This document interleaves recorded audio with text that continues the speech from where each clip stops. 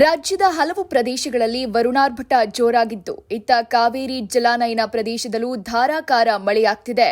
ಎಡಬಿಡದೆ ಸುರಿದ ಮಳೆಯಿಂದಾಗಿ ಕಾವೇರಿ ನದಿಯು ಮೈದುಂಬಿ ಹರಿಯುತ್ತಿದೆ. ಇದರಿಂದಾಗಿ ಕಾವೇರಿ ಒಡಲು ತುಂಬೋಕೆ ಇನ್ನೇನು ಕೇವಲ 11 ಟಿಎಂಸಿ ಮಾತ್ರ ಬಾಕಿ ಉಳಿದಿದೆ. ಎಡಬಿಡದೆ ಸುರಿದ ಮಳೆಯಿಂದಾಗಿ ಕಾವೇರಿ ನದಿಯು ಮೈದುಂಬಿ ಹರಿಯುತ್ತಿದೆ. ಇದರಿಂದಾಗಿ ಕೆಆರ್ಎಸ್ ಅಣೆಕಟ್ಟೆಯಲ್ಲಿ ಒಳಹರಿವಿನ ಪ್ರಮಾಣ ನಿನ್ನೆ ಅಂದರೆ ಗುರುವಾರ 40,490 ಕ್ಯೂಸೆಕ್ ತಲುಪಿತ್ತು. ಅಣೆಕಟ್ಟಿನ ನೀರಿನ ಮಟ್ಟ ಗುರುವಾರ ರಾತ್ರಿ 8 ಗಂಟೆಯ ವೇಳೆಗೆ 114.90 ಅಡಿಗೆ ತಲುಪಿದೆ.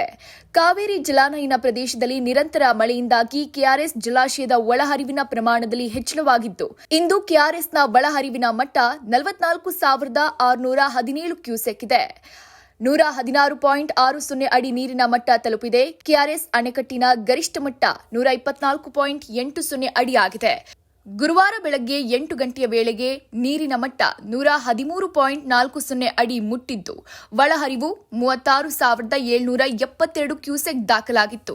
ಆದರೆ ರಾತ್ರಿ ವೇಳೆಗೆ ಒಳಹರಿವಿನ ಪ್ರಮಾಣ 40,000 ಕ್ಯೂಸೆಕ್ಗಿಂತ ಹೆಚ್ಚಾಗಿದ್ದು, ಅಣೆಕಟ್ಟಿನ ನೀರಿನ ಮಟ್ಟದಲ್ಲಿ ಗಣನೀಯವಾಗಿ ಹೆಚ್ಚಿಸಿದೆ. ಕೆಆರ್ಎಸ್ ಅಚ್ಚುಕಟ್ಟಿನ ನಾಲೆಗಳಿಗೆ 2,560 ನೀರನ್ನ ಹೊರಹರಿಸಲಾಗುತ್ತಿದೆ. ಇಂದು ಕೆಆರ್ಎಸ್ನ ಒಳಹರಿವಿನ ಮಟ್ಟ 44,617 ಕ್ಯೂಸೆಕ್ ಇದ್ದು, ಇನ್ನು ಕಾವೇರಿ ಒಡಲು ತುಂಬೋಕೆ ಇನ್ನೇನು ಕೇವಲ 11 ಟಿಎಂಸಿ ಮಾತ್ರ ಬಾಕಿ ಉಳಿದುಕೊಂಡಿದೆ.